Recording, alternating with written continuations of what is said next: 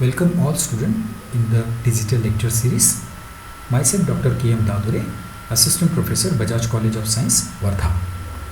Let's summarize our previous class and let's see what we had discussed. In the previous class we had discussing what is the pore firing and their important function and all the structural view of the pore firing. Then after we discuss how the metal is work inside that ring of the pore firings, and then after we have discussing the number of different nature of the pore firings in the different substance. Okay. Then after the most important part, hemoglobin, we have discussed and we found that how the hemoglobin as a protein is work in our physiological system. Then after we see oxygen transport proteins. In these oxygen transport proteins, we given the link related to this YouTube, and I suggest you please go through this video lectures so that you will get distinct clarity about how the oxygen transport process is going on in this protein. Then after we found the whole details of the structures of the hemoglobin, and in that we discussed what is the pore firing, what is pyrrolate, what is the heme, and how these all three categories is basically the having their own important role in for making the structures of the hemoglobin and their functions. Then after we discuss all the details of the hemoglobins, and then after we discuss the structures of heme, and in that structure we found that how the function of the hemoglobin with respect to their oxygen, oxy and deoxy nature. In that we found that how the iron is actually the change, it's actually the nature, and as far as that nature of iron is concerned, how the size goes vary, and on the basis of that size we discuss how the low spin and high spin complexes of oxy and deoxy hemoglobin is actually created. And this is again we have seen that the same thing on the basis of their high and low spin nature, and in that we found that how the high and low spin complexes of this hemoglobin is basically showing the paramagnetic and diamagnetic natures. So overall we have seen the porphyrins and hemoglobins and their structures and their roles. So these were the reference where we collected all these informations and completed my last presentations. So students, once again I welcome you in the bioinorganic chemistry. This is the class 3. So here I would like to discuss again the important topic which is interconnected with our previous presentation, that is the hemoglobin. So today we are going to discuss again another proteins, and that is what? Myoglobin. So as far as the myoglobin is concerned, before we going to discuss the stepwise and pointwise discussion about this myoglobin, let's briefly understand what actually the myoglobin. So myoglobin is actually the protein and found in muscle cells of animals, and it functions as an oxygen storage unit. Okay, it functions as an oxygen storage unit. We can say that basically the maximum content of the oxygen basically found in this myoglobin, and they provide the oxygen to the working muscles. In that working muscles, the mammals such as the seals and whales are basically able to remain submerged for the long period, and because they have the greater amount of the myoglobin in their muscles than the other animals do. So this is very interesting part of this myoglobin, where we can see that there are the number of selected species on this earth.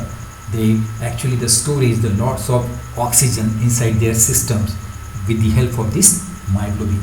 So there is a close chemical similarities between the myoglobins and the hemoglobin. What is that close similarity?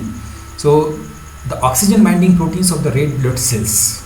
Okay, basically this is the close similarity, and both these protein basically contain the molecular constituent both this protein, that means the hemoglobin and then myoglobin, they having a common constituent, and that is called heme, which is enable them to combine reversibly with the oxygens. Okay, so the heme basically we already discussed in our previous class and previous slides. The heme group which contain the iron, and basically it is responsible for the red brown color to the proteins. The bond between the oxygen and hemoglobin is more complex than between the oxygen and myoglobin. Basically this is the difference I here discussing with respect to the proteins and myoglobin, with respect to the myoglobin, with respect to the hemoglobin and myoglobin. So basically here the bond is between the oxygen and hemoglobin is more complex than that between the oxygens and the myoglobin, and account for the dual ability hemoglobin has to transport the oxygen as well as store it. It means that the myoglobin is work in the dual way, in the dual process. That means it actually work to transport the oxygen as well as it also store the same oxygen, and that is the reason the myoglobin is basically obtained in the basically as far as the myoglobin is actually the obtained in the crystalline form and from the many sources, and it around having the molecular weight 16700, which is the 1/4 that of the hemoglobin. And though the heme portions of all the myoglobin is the same, the protein positions vary considerably between the species. This is actually the very is the brief introductions regarding to the myoglobin. Let's see the point-wise discussion of this myoglobin, and now we will here discuss the what actually the myoglobin as a protein is work. So before I going to discuss the structures of this myoglobin, I raise the question, how is the structures of the myoglobin is related to its functions? Okay, how is the structures of the myoglobin related to its functions? So answer is, here the basic information about the myoglobin, it is a low molecular weight oxygen binding heme proteins, and this protein is mainly the found in the heart and then skeletal muscle cells, which occur in the highest concentrations in the striated muscles of the vertebrates. Okay, so this is actually the little bit informations regarding the structures of the myoglobin. So here we can see that in the structures of the myoglobin. So already we had discussed all these points, and we can see here this is the structures of myoglobin. All these are the 4 pyrrole rings, and at the center this is the ferrous, and this ferrous is basically interact with the oxygens. Okay, so let's discuss the point-wise the structures of this myoglobin. So myoglobin, as far as the word is myoglobin is concerned, so myo means muscles and globin means a types of proteins. So it is a relatively the small oxygen binding heme protein which is found in the muscle cells. This is the one point. Now the next point is, it is the monomeric protein, and that has the 153 amino acid residue. It is the monomeric type of proteins, and it is having the 153 amino acids. It comprises 8 alpha helical. It comprises the 8 alpha helix connected through the turns with an oxygen's binding site. Okay, out of this 153 amino acid, the 121, that is the 79% are present on the helical region, and it is distributed the remaining 32 amino acid over the non-helical areas. Okay, so this is actually the chemistry in between the helical and non-helical regions, and this is all is concerned with the biochemical part and biochemistry of this myoglobin. So it has a globular structures. Okay, as far as the structure is concerned, it is a globular in type. Now the molecular weight of myoglobin is 16700, as I already told, which is the compact macromolecules with spheroid shaped macromolecules, which is very compact in nature and their structure is spheroid like. Okay, and it contains the heme, and heme is, we all know that, the prosthetic group, which is responsible for its main function. And what its main function? It carries the oxygen molecule to the muscle tissues and globin proteins. Okay, it is the protein found in the muscles that binds oxygens with its heme ring like hemoglobin. Okay, it is the protein found in muscles that bind the oxygen with its heme ring like hemoglobin. Okay, next is the heme group is comprises a protoporphyrin organic component and an iron atom in its center. This is the one of the point which we are here discussing. Heme group comprises a protoporphyrin organic component and an iron atom in its center. It gives the muscles and blood their distinctive red color. Okay, so myoglobin, a protein that store oxygen. So this is very important. So myoglobin is the protein and that actually the work to store the oxygens. Okay, now oxidations of the iron atom means the Fe2 plus to Fe3 plus is mainly the responsible for the color of the muscles and then blood. Okay, and we already discussed these things in the hemoglobin part. So the prosthetic heme groups is binds to the proximal histidine group, while distal histidine group is interact on the other side of the plane in the structures. So basically these are the lateral side of this protein, where histidine and other parts of this chemical composition is there, and then work according to the biochemical pathway. So myoglobin without its heme prosthetic is designated apomyoglobin or apoglobin. Basically the myoglobin without its heme prosthetic is basically designated as apo. The word by apo, apomyoglobin. So the main function of this apomyoglobin is to provide hydrophobic environment for the heme group. This is very interesting. Okay, this is actually the environment where the repulsion of some substances is taken place, and that is the hydrophobic environment is actually the created. Myoglobin found in the skeletal muscles, and they serve to transport the oxygen from the cell membrane to the mitochondria. So this is the basically the all the characteristics points of the myoglobin, where we see that the myoglobin is found in the skeletal muscles, and they basically work to transport the oxygens from the cell membrane to the mitochondria. And mitochondria, we all know that it is the powerhouse of the cell. Now let's discuss in very brief what is the function of myoglobin. So as far as the structural view is concerned, we can see that here it is a reversible function, and in the one case we can see that the oxygen is get binded, in another case we have seen that the oxygen is get detached.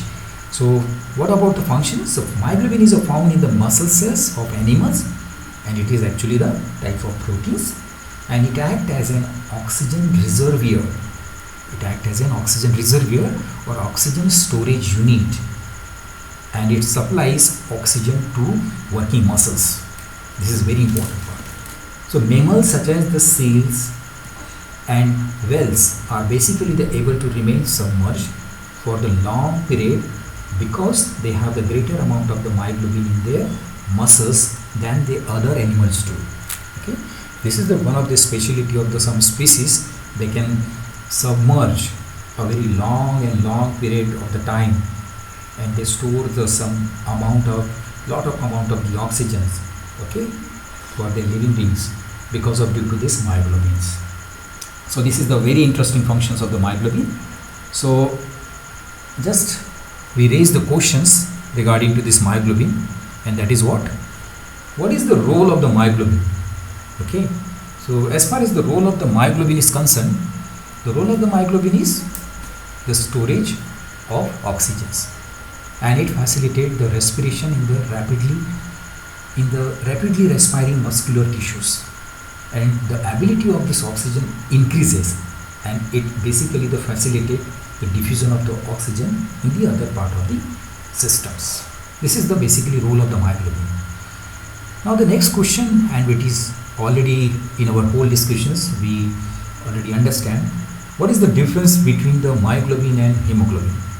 Okay, so myoglobin is the monomeric proteins and it is the present in the muscular cells, but hemoglobin is a tetrameric proteins which is present in the blood. That is the very major difference. And then function of the myoglobin is to store the oxygen in the myocytes, whereas the hemoglobin function as gaseous exchangers. So this is the difference where we can see that what is the myoglobin and what is the hemoglobins. Okay, so student, this is all about the biochemistry of the myoglobin, and this is the slides where we can see the whole discussions, and as per that discussions this image we can interpret. Okay, in the next important part of this bioinorganic chemistry is basically the not the cell, but before we going to discuss that portion we must know what is the cell. Okay, and let's see the definition of this cell. So cell is the basic unit of the life, we all know that, and all the organisms are the made up of the cell, or in the some cases a single cells. Okay, there are the number of different categories of the species. So some of them are the multicellular, and some of them are unicellular. Okay, so most of the cells are very small and most are the invisible without using the microscope. You all know that. So cells are covered by the cell membrane, and they are come in the many different shapes. So basically this is the image we can understand how the cell is basically having their different areas. Okay, this is the nucleus, this is the endoplasmic reticulum, and this is cytoplasms, and this is the Golgi apparatus, ribosomes, mitochondria, lysosome, DNA. All these are the things, and basically we will not go more detail in this, but basically why the cell we are studying, because the cell is actually the basic unit which is used to transfer, which is used to exchange the matter in the system, in the physiological system, and that is the reason we have actually start this slides with the cell. So cell membrane is very important role during the exchange of the things. So cell membrane is very thin layer of the proteins and fats, so that's surrounding the cells, and the cell membrane is semi-permeable. Okay, this is the semi-permeable means it can exchange the things. Okay, and they allowing some substance to pass into the cell, and they sometimes blocking also. Okay, this is the very important functions which is associated with the cell.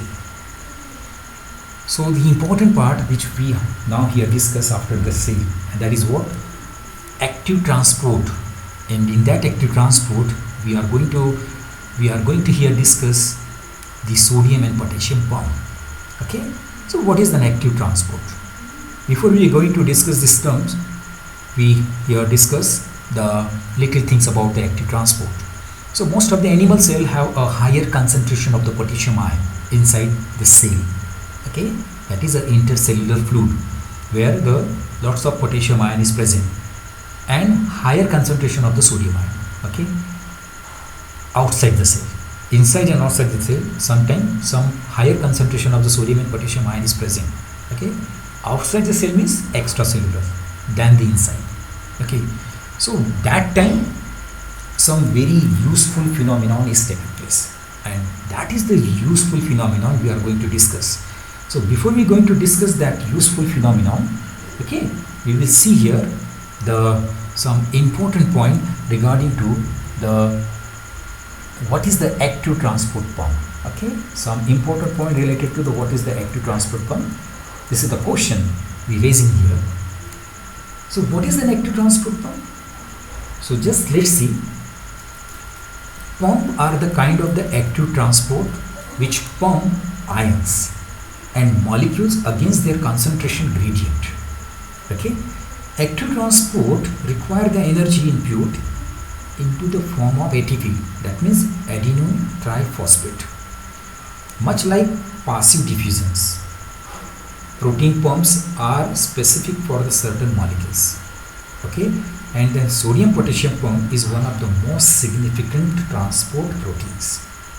Okay, we here discussing how the active transport pump, we are discussing here what is the active transport pump, and in that active transport pump the sodium and potassium pump is actually the very common phenomenon which we see in this part. Now the next question we raising, what are the 4 types of active transport? So let's answer this first. Active transport basically is the term used to describe the process of moving the material through the cell membrane, which is required the use of energy. Get it? And there are 3 main types of the active transport. And what are the 3 main types? The one is sodium potassium pump. Next is exocytosis. Exo means out of the cell membrane. And third is, and basically next is endocytosis.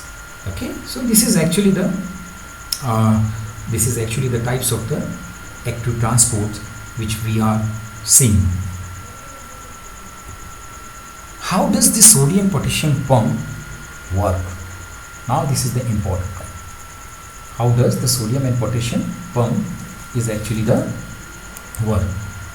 In this slide we can see that the electrogenic activities of the sodium and potassium pump, and in that we can see the sodium potassium pump is moves the 3 sodium outside the cell and 2 potassium inside the cell, and thus when the pump is worked once, there is the net loss of the 1 positive charge ions from the cell, and the continuous activity of the sodium and potassium pump is caused the reduction in the number of the positively charged ions inside the cells, leading to the development of the negative potential inside the cell. Okay, and this is called the electrogenic activity of sodium pump.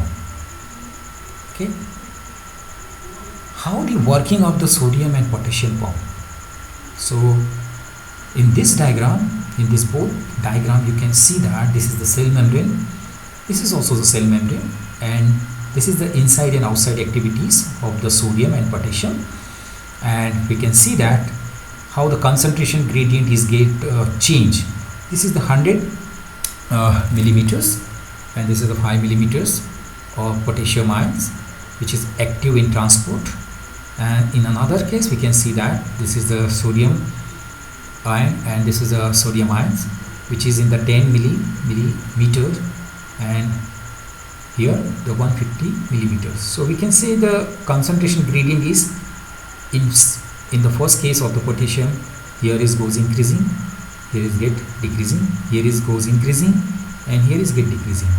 And on the basis of this, the transport of and the transportation is getting basically the taken place inside and outside the cell. Okay, so basically the sodium and potassium pump, they move the sodium ions out of and then potassium ion into the cell.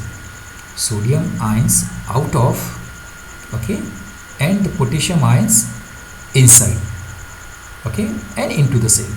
And this pump is powered by the ATP. Okay, this pump is powered by the ATP. It means that the ATP is the energy, and to functioning this outside and inside, we require the energy, and that energy we get from the ATP, that means adenine triphosphate.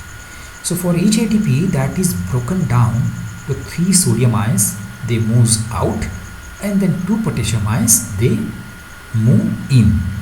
So during the after getting the energy into the form of ATP, so this process is going on where the 3 sodium ions and 2 potassium ions, they get inside and outside. Okay, and in this way the working of the sodium and potassium pump takes place. So student, these are the basically very important YouTube links. So I would request you to please go through this YouTube links, and it will definitely giving you the lot of information as far as their animation point of view and their texting point of view. So after my discussions, if you go through this YouTube links, so it will definitely make this topic more interesting. So at this end of the topic, I would like to give some answers related to the questions which I here asking. Okay, so basically here we will see, after that whole discussion, what does the sodium and potassium pump means. Okay, so here we will discuss what does the sodium and potassium pump means. So on the basis of this, we can here discuss the sodium and potassium pump. They are actually the using active transport to move the molecule from higher concentration to lower concentration, and the sodium potassium pump is move sodium ions out of and potassium ions into the cells, out of and into the cell. And sodium ions, they binds to the pump and a phosphate group from the ATP attached to the pump, and they causing it to change its shapes. Okay, this is actually the basically the sodium potassium pump is work. What is the sodium potassium pump example? What is the sodium potassium pump an example of? So what is an answer? The sodium potassium pump is an example of the active transport, because energy is required to move the sodium and potassium ions against the concentration gradient, and that is the reason the sodium potassium pump is an example of the active transport. So next question, what is the function of sodium and potassium pump? So discuss here. The main function of the sodium and potassium AT phase pump is to AT phase pump. AT phase pump is adenosine type phosphase pump is to maintain the resting potential. So that the cell will be keeping in the state of the low concentration of the sodium ions and high level of the potassium ions within the cell. Okay, that means intracellular. Means it just actually maintaining the physiological balance of our system by just making the concentration gradient into the equal form and into the level form. The next question, what happens if the sodium potassium pump is stopped working? This is very interesting. If the inhibition of the sodium and potassium pump will allow